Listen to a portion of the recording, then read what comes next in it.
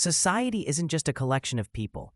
It's held together by deeply embedded structures that guide how we live, interact, and evolve. These structures are what sociologists call social institutions. They're not buildings or organizations, but systems of norms, roles, and values that shape our everyday life, from family to education, religion to the economy, and beyond. Social institutions have been central to sociological thought since the field's inception. In ancient societies, institutions were mostly tribal and kin-based. With the rise of agrarian civilizations, like Mesopotamia and ancient Egypt, we see formalized religion and governance structures emerging. Fast forward to the Industrial Revolution in the 18th and 19th centuries, and new institutions like mass education, wage labor, and bureaucratic governments transformed the social order.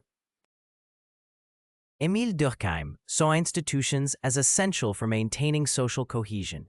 He argued that they provide the moral framework that binds individuals to the collective.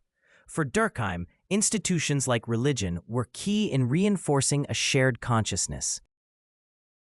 Meanwhile, Karl Marx focused on how institutions like the state and economy serve the interests of the ruling class, maintaining inequality and control over the working class.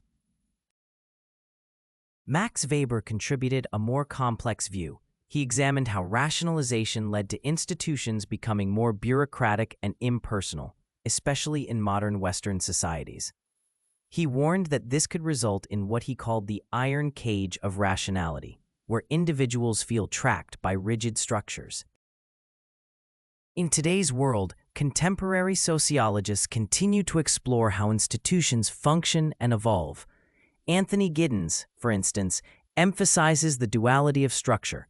Institutions shape human actions, but are also shaped by them. Michel Foucault, while not a sociologist by title, deeply influenced the field by analyzing how institutions like prisons and hospitals exert power, not just through rules, but through the control of knowledge and surveillance. Institutions are not static. They change with culture, technology, and political shifts. For example, the institution of family has diversified to include single-parent households.